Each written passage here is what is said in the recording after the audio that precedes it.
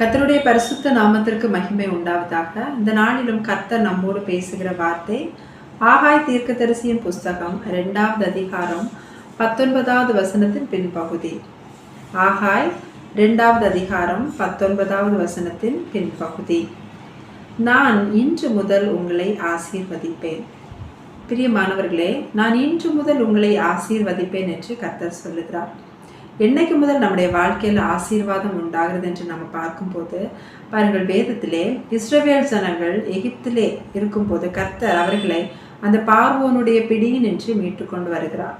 அப்படி வருவதற்கு முன்பாக கர்த்தர் முதலாவது செய்த காரியம் என்னன்னு நம்ம பார்த்தோம்னா, யாத்திராகமம் 12வது அதிகாரத்திலே அவர்கள் ஒவ்வொருவருடைய வீட்டிலும் அவர்கள் வீட்டு வாசலிலே அந்த அடிக்கப்பட்ட ஆட்டுக்குட்டியினுடைய இரத்தம் பூசப்படுகிறது.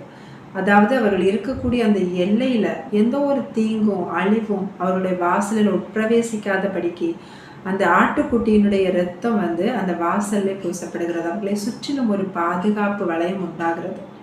பாருங்கள், அங்க இருக்கிற அந்த எகிப்தின் ஜனங்களுக்கும் இந்த ஜனங்களுக்கும் ஒரு வித்தியாசமும் இல்லை. அந்த இரத்தம் மட்டும்தான் வித்தியாசமாக இருக்கிறது. சங்கார தூதன் வருகிறான். எகிப்தில் இருக்கிற ஒவ்வொரு வீட்டில் உள்ள தலைச்சன்களையும் அவன் சங்கரிக்கிறான். ஆனால் இந்த இஸ்ரவேல் ஜனங்களுடைய வீட்டை அவன் கடந்து போகிறான். அதற்கு காரணம் அந்த இரத்தம். அவருடைய எல்லையில அழிவு வராதபடிக்கு அந்த இரத்தம் அவர்களுக்கு அங்கே பாதுகாவலாக இருக்கிறது. பிரியமானவர்களே, பாருங்கள், யாத்திராகமம் 12:13 சொல்லப்பட்டிருக்கிறது, அழிக்கும் வாதை உங்களுக்குள்ளே வராதிருக்கும் என்று. அதே போன்றுதான் நாம பாவத்தினாலும் அக்கிரமத்தினாலும் நாமும் அந்த கோபாக்கினைக்கு தேவனுடைய தண்டனைக்கு உள்ளானவர்களாகத்தான் இருந்தோம். அப்படி இருந்த நமக்கும் தேவனுக்கும் இடையிலே இயேசு கிறிஸ்துவனுடைய இரத்தம் நமக்கு பாதுகாப்பாக வந்திருக்கிறது. அவர் சிலுவையிலே மரித்து அவருடைய கடைசி சொட்டு இரத்தம் வரைக்கும் நமக்கு பாதுகாப்பாக கொடுத்திருக்கிறார். அந்த இரத்தம் தான் நம்ம எல்லா அழிவினின்றும் எல்லா சாபத்தினின்றும் எல்லா நோய் பலவீனத்தினின்றும் நம்மை மீட்டு கொள்ளுகிறது. இந்த ஒரு விசுவாசம் நமக்குள்ளே இருக்கிறதா? நாம எல்லா பாவ வியாதி சாபத்திலிருந்து நம்ம மீட்கப்பட்டோம், அவருடைய இரத்தம் நமக்கு பாதுகாப்பா இருக்கிறது என்கிற அந்த நிச்சயம் நமக்குள்ள இருக்கிறதா? நம்ம விசுவாசிக்கிறோமா? அப்படி என்றால் அதுதான் பிரியமானவர்களை ரட்சிப்போம். நம்ம தான் ரட்சிக்கப்பட்ட ஜனங்கள். ரட்சிக்கப்பட்ட ஜனங்களுக்கு அவருடைய இரத்தம் தான் பலன். இதுதான் வசனம் சொல்லுகிறது. பாருங்கள், ஏசாயா 26வது அதிகாரம் 1வது வசனத்திலே, பலனான நகரம் நமக்கு உண்டு, ரட்சிப்பையே அதற்கு மதிலும் அரணுமாக ஏற்படுத்துவார் என்று. நாம இதுவரைக்கும் வாழ்ந்துட்டு இருந்த உலகம் வேற. உலகத்தின் பிடியில அதோட அடிமைத்தனத்துல பல காரியத்துல நம்ம சிக்கி கொண்டு வாழ்ந்து கொண்டிருந்தோம்.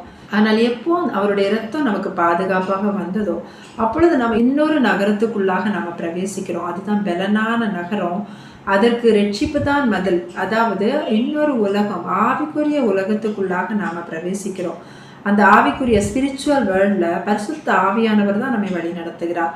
இஸ்ரவேல் ஜனங்கள் அந்த எகிப்திலிருந்து வெளியே வந்த பிறகு அதுவரை இருந்ததுக்கும் அதற்கும் பிறகும் என்ன வித்தியாசம் என்றால், அவர்கள் வனாந்திரத்தில் தான் பிரயாணம் பண்ணுகிறார்கள். ஆனால் பகலில் மேக ஸ்தம்பத்திலும் இரவில் அக்னி ஸ்தம்பத்திலும் ஆவியானவர் அவர்களோடு கூட இருக்கிறார்.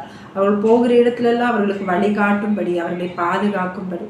அதே போன்று நம்மை கர்த்தர் இதுவரை வாழ்ந்த நகரத்திலிருந்து, பலவீனமான நகரத்துல நம்ம வாழ்ந்தோம், அடிமைத்தனத்துக்குள்ளாக, பயத்திற்குள்ளாக, மற்றவர்களை சார்ந்து எல்லாவற்றையும் செய்கிறவர்களாக நாம் இருந்தோம் அல்லவா?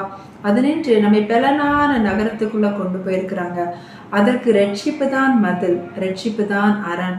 இயேசு கிறிஸ்து மூலமாக அந்த ஒரு புதிய மார்க்கத்தை, இயேசு கிறிஸ்துடைய இரத்தத்தின் மூலமாக அந்த ஒரு புதிய மார்க்கத்தை நம்முடைய வாழ்க்கையில கர்த்தர் ஏற்படுத்தி தந்திருக்கிறார். நாம இனி அந்த சத்ருவுக்கு பயப்பட வேண்டியதில்லை. இனி நாம் அவனுக்கு அடிமை ஆக வேண்டியதல்ல. அவனுக்கு அழிவு நமக்கு கர்த்தர் வாழ்க்கையை ஏற்படுத்தி தந்திருக்கிறார். இந்த உணர்வு நமக்குள்ள எப்போ உண்மையிலே உண்டாகிறதோ அன்று முதல் நமக்கு ரட்சிப்பு உண்டாகிறது. அன்று முதல் தான் நம்முடைய விசுவாசத்தின் தொடக்கம். அன்று முதல் தான் நம்முடைய பரிசுத்தத்தின் தொடக்கம். அன்று முதல் தான் நம்முடைய ஆசீர்வாதத்தின் தொடக்கமும் கூட. ஆகவே தான் கர்த்தர் சொல்லுகிறார், மீண்டும் நீங்க அவனுக்கு பயப்படாதீர்கள், மீண்டும் அவனுக்கு அடிமை ஆகாதீர்கள் என்று வேதம் சொல்லுகிறது. ரோமர் 8:15, அந்தபடி திரும்பவும் பயப்படுகிறதற்கு நீங்கள் அடிமைத்தனத்தின் ஆவியை பெறாமல் அப்பா பிதாவே என்று கூப்பிட பண்ணுகிற புத்திர சுவிகாரத்தின் ஆவியை பெற்றீர்கள் என்று. அப்பா பிதாவே என்று கூப்பிட பண்ணுகிற அந்த பிள்ளை என்கிற அந்த உரிமையை நீங்க பெற்றிருக்கீங்க. திரும்பவும் பயப்படுறதற்கு அந்த அடிமைத்தனத்தின் ஆவி அல்ல, அந்த பலமுள்ள ஆவி உங்களிடத்தில் இருக்கிறது என்று. எப்படி குழந்தைகள் பெற்றோரிடம் போய் அப்பா கிட்ட அம்மா கிட்ட போய் ஒரு உரிமையோட ஒவ்வொரு காரியத்தையும் கேட்டு வாங்குறாங்க.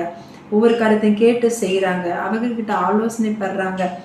அங்கே போகிறேன் இங்கே போகிறேன் அவங்க பெற்றோர்கள்ட்ட சொல்லி கொண்டு போகிறார்கள், திரும்ப வந்து அவர்கள்ட்ட அடைக்கலம் போகிறார்கள். அதே போல் ஒரு அப்பாவா அவரை நோக்கி ஒவ்வொரு காரியத்திலையும் கூப்பிட்டு நம்ம ஒவ்வொரு காரியத்தையும் செய்ய வேண்டும் என்று தான் கர்த்தர் அந்த ஆவியை நமக்கு கொடுத்திருக்கிறார். பாருங்கள், அதே அதிகாரம் ரோமர் 8வது அதிகாரம் 13வது வசனத்திலே சொல்லப்பட்டிருக்கிறது, ஆவியினாலே சரீரத்தின் செய்கைகளை அழித்தால் பிழைப்பீர்கள் என்று. நம்ம பெற்றிருக்கிற அந்த ஒரு பலத்தின் ஆவி, அந்த புத்திர சுவிகாரத்தின் ஆவியின் மூலம் சரீரத்தின் செய்கைகளை அழித்தால் பிழைப்பீர்கள்.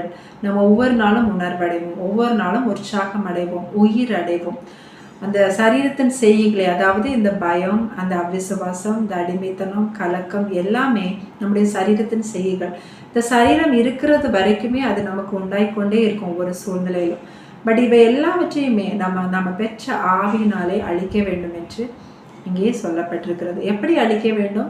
அப்பா பிதாவை என்று கூப்பிட்டு தான், ஜெபம் செய்து தான் நாம் அதை அழிக்க வேண்டும். ஜெபம் செய்து தான், ஒவ்வொரு காரியத்துக்கும் அவரை சார்ந்து கொண்டு தான்.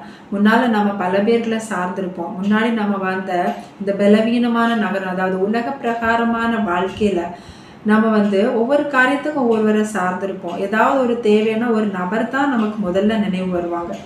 அவர்கள்ட்ட கேட்கலாம், அவர்களை போய் நாடினா நமக்கு இது நடக்கும், இந்த தேவை சந்திக்கப்படும் என்று. ஆனால் இனி வரக்கூடியது அப்படி அல்ல. நம்ம எந்த ஒரு காரியனாலும் நம்முடைய நினைவில் வர வேண்டியது நமக்கு ரட்சிப்பை ஏற்படுத்தி கொடுத்திருக்கிற நம்முடைய இயேசு கிறிஸ்துவின் நாமத்தினால தான் நமக்கு ரட்சிப்போ. இயேசு கிறிஸ்துவின் நாமத்தினால தான் எனக்கு இதில் ஒரு சொல்யூஷன். இயேசு கிறிஸ்துவின் நாமத்தினால தான் எனக்கு இதில் ஒரு ஆலோசனை கிடைக்கும், இதில் ஒரு புதிய வழி பிறக்கும். அப்படிதான் உங்களுக்குள்ள வரணும். ஏன்னா நீங்க எங்க இருக்கீங்கன்னா பெலனான நகரத்துல இருக்கீங்க. அவருடைய ரத்தத்தை நமக்கு ஆயுதமாக கர்த்தர் கொடுத்திருக்கிறார். பெலனே அந்த ரத்தம் தான். ஸோ அப்படிப்பட்ட ஒரு புதிய ஒரு வேர்ல்டில், அந்த ஸ்பிரிச்சுவல் வேர்ல்டில் என்ட்ராகணும்னு கர்த்தர் நம்ம ஒவ்வொரு மேலும் சித்தம் வச்சிருக்கிறாங்க. இயேசு கிறிஸ்து கூட இந்த உலகத்தில் இருக்கும்போது பாருங்க, அந்த கடைசியில் சிலுவை மரணத்தை நெருங்கும் போது கெத்செமனேல ஜெபிக்கிறாங்க. மார்க் எழுதின சுவிசேஷம் 14வது அதிகாரம் 36வது வசனத்திலே, அப்பா பிதாவே, எல்லாம் உம்மால் கூடும், இந்த பாத்திரத்தை என்னிடத்திலிருந்து எடுத்து போடும், ஆகிலும் என் சித்தத்தின் படியல்ல உம்முடைய சித்தத்தின் படியே ஆக கடவுள். பாருங்க, இயேசு கிறிஸ்துவுக்கு பிதாவினுடைய சித்தம் தெரியும். அவர் இந்த உலகத்தில் வந்ததே சிலுவையில் மரித்து மக்களுக்கு ரட்சிப்பை கொடுப்பதற்காகத்தான். ஆனால் அந்த வேலை நெருங்கும் போது அவர் மாம்சத்தில் இருந்ததுனால அவருக்கும் கலக்கம், வியாகுலம், வேதனை உண்டாகிறது. அந்த வேதனையின் மத்தியில் எப்படி ஜெபிக்கிறார்? ஏன்னா இயேசு ஜெபிக்கும் போது, இயேசு பிதாவை நோக்கி வேண்டிக் கொள்ளும் போது அவர் எல்லாவற்றையுமே செய்கிறார். பிதா அவருக்கு எல்லாவற்றையுமே கொடுக்கிறார். இதே இயேசு கிறிஸ்து தான் பெத்தானியாவிலே லாசருவை உயிரோடு எழுப்ப போகும்போது ஒரு வார்த்தை சொல்லுகிறார். யோவான் எழுதின சுவிசேஷம் 11வது அதிகாரம் 42வது வசனத்திலே, நீர் எப்பொழுதும் எனக்கு செவி கொடுக்கிறீர் என்று நான் அறிந்திருக்கிறேன். பிதாவை குறித்து இயேசு சொல்லுகிறார், எப்பொழுதும் எனக்கு செவி கொடுக்குறீங்கப்பா. அப்படின்னா என்ன அர்த்தம்? எப்பொழுதுமே இயேசு பிதாவை நோக்கி ஒவ்வொரு காரியத்தையும் கூப்பிட்டுட்டே இருக்காங்க, பிதா செவி கொடுத்துட்டே இருக்கார். அப்படிப்பட்ட அனுபவத்தில் இருக்கும்போது பிதாவுடைய சித்தம் என்ன என்பது இயேசு கிறிஸ்து முழுவதும் அறிந்து வைத்திருக்கிறார். ஆனாலும் இந்த வேதனையின் மத்தியில் அவர் ஜெபிக்கிறார். ஜெபிக்கும் போது கூட ஒரு லைனை கூட சேர்த்து ஜெபிக்கிறாங்க, என் சித்தத்தின் படி அல்லப்பா, உம்முடைய சித்தத்தின் படியே ஆக கடவுது என்று. அப்பொழுது பரலோகத்திலிருந்து ஒரு தூதன் இயேசுவை பலப்படுத்தினார் என்று வசனம் சொல்லுகிறது. அந்த பலனை பெற்றுக்கொண்ட இயேசு சிலுவையை தைரியத்தோடு எதிர்கொள்ளுகிறார், சிலுவை மீது வெற்றி சிறக்கிறார். அதே அதிகாரம் மார்க் 14ல் இயேசு கிறிஸ்து இன்னும் ஒரு வார்த்தையை சொல்லுகிறார் பாருங்கள், நீங்கள் சோதனைக்கு உட்படாதபடிக்கு விழித்திருந்து ஜெபம் பண்ணுங்கள். ஆவி உற்சாகம் உள்ளதுதான், மாம்சமும் பலவீனம் உள்ளது. நம்முடைய மாம்சம் பலவீன மாம்சம். எப்போ இந்த பலவீன மாம்சத்தை கீழே தள்ளலாம் என்று சத்துரு பார்த்து கொண்டே இருப்பான். ஒரு பயமோ, கலக்கமோ, கவலையோ, அவிசுவாசமோ எதை உள்ள கொண்டு வரலாம் என்பதுதான் அவனுடைய ஒரே நோக்கமாக இருக்கும். அப்படிப்பட்ட பலவீன மாம்சத்தை உள்ளவங்களாம் நம்ம இருக்கோம். ஆனால் நீங்கள் அதில் உட்படாதபடிக்கு எப்போதும் ஜெபத்தில் விழித்திருக்கிறவர்களாக இருக்கணும் அப்படின்ட்டு இந்த வசனத்தில் இயேசு கிறிஸ்து சொல்லுகிறார். ஜெபம் அவ்வளவு நம்முடைய வாழ்க்கையில் முக்கியமானதாக இருக்கிறது. பாருங்கள், என்னாகமும் 10வது அதிகாரம் 10வது வசனத்திலே இப்படி சொல்லப்பட்டிருக்கிறது, உங்கள் மகிழ்ச்சியின் நாளிலும் உங்கள் பண்டிகைகளிலும் மாத பிறப்புகளிலும் உங்கள் சர்வாங்க தகன பலிகளும் சமாதான பலிகளும் செலுத்தப்படும் போது பூரிகைகளை ஊத வேண்டும். அப்பொழுது அவைகள் உங்கள் தேவனுடைய சமூகத்தில் உங்களுக்கு ஞாபக குறியாயிருக்கும். நான் உங்கள் தேவனாகிய கர்த்தர் என்றார். ஒவ்வொரு சூழ்நிலையிலும் நீங்கள் பூரிகைகளை ஊத வேண்டும். இந்த பூரிகைகள் ஊதுறது, எக்காலம் துணிக்கிறது எல்லாமே ஜெபத்தை தான் குறிக்கிறது. ஜெபம் அவரை துதிக்கிறது, அந்த ஒரு காரியத்தை. பாருங்கள், ஒவ்வொரு நீங்கள் சந்தோஷமாக இருக்கும்போதும் சரி, பலி செலுத்தும் போதும் சரி, எல்லா சூழ்நிலையிலும் நீங்கள் பூரிகைகளை ஊத வேண்டும் என்று சொல்லுகிறார். மேலும் அதை முந்தின வசனத்தில் நாம் பார்க்கும்போது, உங்கள் தேசத்தில் உங்களை துன்பப்படுத்துகிற சத்ருவுக்கு விரோதமாக யுத்தத்துக்கு போகும்போது பூரிகைகளை பெருந்தொனியாய் முழக்க கடவீர்கள். அப்பொழுது உங்கள் தேவனாகிய கர்த்தருடைய சமூகத்திலே நீங்கள் நினைவு கூறப்பட்டு உங்கள் பகைஞருக்கு நீங்களாகி ரட்சிக்கப்படுவீர்கள். ஒரு யுத்தத்துக்கு போகும்போது, அதாவது ஒரு நெருக்கமான சூழ்நிலை வருகிறது, ஒரு சோதனையின் பாதையில் போக வேண்டி இருக்குன்னா அந்த பூரிகையை நீங்கள் பெருந்தொனியாய் முழங்க வேண்டும். அப்பொழுது தேவ சமூகத்தில் அது நினைவு கூறப்பட்டு உங்கள் பகைஞருக்கு நீங்களாகி ரட்சிக்கப்படுவீர்கள். ஒரு நெருக்கத்தின் பாதையில் அதிகமாக ஜெபிக்கணும்னு இங்கே பார்க்குறோம். அதிகமாக ஜெபிக்கும் போது கர்த்தருடைய சமூகத்தில் நினைவு கூறப்படுறோம். நினைவு கூறப்பட்டு அந்த பிரச்சனையிலிருந்து அந்த சத்ருவிடமிருந்து நீங்களாகி ரட்சிக்கப்படுகிறோம் என்று இங்கே பார்க்கிறோம். ஜெபத்தை ஆண்டவர் அவ்வளோ ஒரு முக்கியப்படுத்தி இங்கே சொல்லுகிறார். ஆகவேதான் பாருங்கள், தாவீது சங்கீதம் 18:6 சொல்லப்பட்டிருக்கிறது, எனக்கு உண்டான நெருக்கத்திலே கர்த்தரை நோக்கி கூப்பிட்டு என் தேவனை நோக்கி அபயமிட்டேன். தமது ஆலயத்திலிருந்து என் சத்தத்தை கேட்டார். என் கூப்பிடுதல் அவர் சந்ததியில் போய் அவர் செவிகளில் ஏறிற்று. பாருங்கள், அதே அதிகாரம் 16வது வசனத்திலே, உயரத்திலிருந்து அவர் கை நீட்டி என்னை பிடித்து ஜல பிரவாகத்திலிருந்து என்னை தூக்கி விட்டார். எனக்கு உண்டான நெருக்கத்திலே கர்த்தரை நோக்கி அபயமிட்டேன். அதான் நெருக்கம் உண்டாகும் போது அதிகமாக ஜெபிக்கணும்னு ஆண்டவர் வலியுறுத்துகிறார். அப்படி செய்யும் போது அந்த சத்தம் அவருடைய சமூகத்தில் போய் எட்டுகிறது. அவர் நம்மோடு பண்ண உடன்படிக்கையை, நம்மோடு ஏற்படுத்தின அந்த ஒரு புதிய உடன்படிக்கை, அதான் அந்த புதிய மார்க்கம், அவருடைய இரத்தத்தினால் நமக்கு உண்டான அந்த மார்க்கத்தை நினைவுக்கு வந்து நம்ம எந்த ஒரு அழிவின் பாதையில் இருந்தாலும், எந்த ஒரு நெருக்கத்தில் நம்ம இருந்தாலும் கர்த்தர் நம்மை ரட்சிப்பதற்கு வல்லமை உள்ளவராக இருக்கிறார்.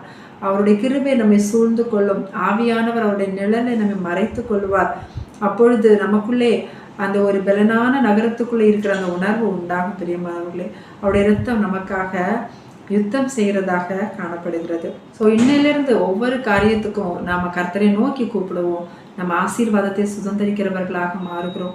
ஆசீர்வாதம் என்று சொல்லும் போது நம்ம நினைக்கிற எல்லா காரியம் கைகூடி வருவது மட்டுமல்ல, அது ஆசீர்வாதம் தான். ஆனால் நாம் அன்றாடம் சந்திக்கிற ஒவ்வொரு சூழ்நிலையிலையும் எப்படி அதை தைரியமாக எதிர்கொள்கிறது, எப்படி சந்தோஷமாக அந்த பாதையை கடந்து போகிறது, அதுதான் ஆசீர்வாதத்தின் ஒரு பெரிய பகுதியாக காணப்படுகிறது. அந்த ஒரு ஆசீர்வாதத்தை தருவதற்காகத்தான் கர்த்தர் நம்ம ஒவ்வொருவரையும் தெரிந்து கொண்டிருக்கிறார். ஏதோ ஒரு காரியத்தை பெற்றுக்கொண்டோம், நாம் ஆசீர்வதிக்கப்பட்டோம் என்பதில் அல்ல. ஒவ்வொரு நாளும் ஆசீர்வாதத்தை உரியவர்களாக, ஆசீர்வாதத்துக்கு சொந்தக்காரர்களாக மாறும்படிக்கு கர்த்தர் வாஞ்சிக்கிறார். சத்ருவின் பிடியில் அகப்படாதபடிக்கு, அவனுடைய அடிமைத்தனத்தில் விழுந்து விடாதபடிக்கு அவனை ஜெயிக்கிறவர்களாக மாற கர்த்தர் வாஞ்சிக்கிறார். ஆகவே இந்த வார்த்தைக்கு நாம் ஒவ்வொருவரும் ஒப்பு கொடுப்போம். கர்த்தர் நமக்கு வாக்கு பண்ணியிருக்கிறார், நான் இன்று முதல் உங்களை ஆசீர்வதிப்பேன். நீ அந்த பலனான நகரத்துக்குள் பிரவேசிக்கிறாயா? ரட்சிப்பை அதற்கு மதிலாக ஏற்படுத்தி இருக்கிறாயா? நான் இன்று முதல் உன்னை ஆசீர்வதிப்பேன் என்று கர்த்தர் சொல்லுகிறார். நம்ம அப்படியே ஏற்றுக்கொண்டு கர்த்தருக்கு நம்மை அர்ப்பணிப்போம். கர்த்தர் தாமே இந்த வார்த்தையின் மூலமாக நம்ம ஒவ்வொருவரையும் ஆசீர்வதிப்பாராக. ஆமேன். நம்ம ஜெபிக்கலாம். எங்களை நேசிக்கிற எங்கள் நல்ல தகப்பனே ஏசப்பா, இந்த நேரத்திற்காக உங்களுக்கு கோடி கோடி நன்றி தகப்பனே. கடந்த நாட்கள் முழுவதும் கண்மணி போல பாதுகாத்தீங்களே அப்பா, உங்க பாதுகாப்புக்காக நன்றி ஆண்டவரே. உங்க கிருபைக்காக நன்றி தகப்பனே. அப்பா, நீங்க தந்த வார்த்தைக்காக உங்களுக்கு ஸ்தோத்திரம் செலுத்துகிறோம் அப்பா. நீர் எங்களை அனுதினமும் ஆசீர்வதிப்பதற்காக எங்களை தெரிந்து கொண்டு எங்களை ரட்சித்து நீங்க வழிநடத்தி வரீங்களே, கோடி ஸ்தோத்திரம் தகப்பனே. உங்களுடைய இரத்தம் எங்களுக்கு பாதுகாப்பாக இருக்கிறதுப்பா. அதுதான் எங்களுடைய போர் ஆயுதம். ஒவ்வொரு நாளும் அதை தரித்து கொண்டவர்களாய் உங்களுடைய பலனான நகரத்துக்குள்ள அந்த எங்களுக்காக நீங்க உருவாக்கி இருக்கிற அந்த புதிய ஒரு உடன்படிக்கைக்குள்ள நாங்கள் இருந்து கொண்டு தகப்பனை உண்மை பற்றி கொண்டு எல்லா சூழ்நிலையிலும் தகப்பனை ஜெயிக்கிறவர்களாக எங்களை மாற்றுவீராக ராஜா. நாங்கள் வாழ்ந்த அந்த பழைய வாழ்க்கைப்படி நாங்கள் பயப்படுகிறவர்களாக, சோர்ந்து போகிறவர்களாக இருந்து கொண்டே இல்லாமல் எல்லா காரியத்திலும் உண்மை நோக்கி அப்பா பிதாவே என்று உண்மை நோக்கி கூப்பிட்டு நாங்கள் தப்பித்து கொள்ள அப்பா, பிழைக்க அப்பா அனுகிரகம் செய்வீராக. உடைய ஆவியினால் எங்களுடைய சரீரத்தில் உண்டாகிற எல்லா செய்களையும் நாங்கள் அழித்து விட அனுகிரகம் செய்யுங்கப்பா. எங்கள் குறைவுகள் குற்றங்களை மன்னிப்பீராக. உங்களுடைய கிருபை அதிகமாக தாங்கப்பா. எங்கள் மூலமாக உங்களுடைய நாமம் மகிமைப்படட்டும். மீட்பர் இயேசுவின் நாமத்திலே ஜெபிக்கிறோம் பிதாவே. ஆமென்.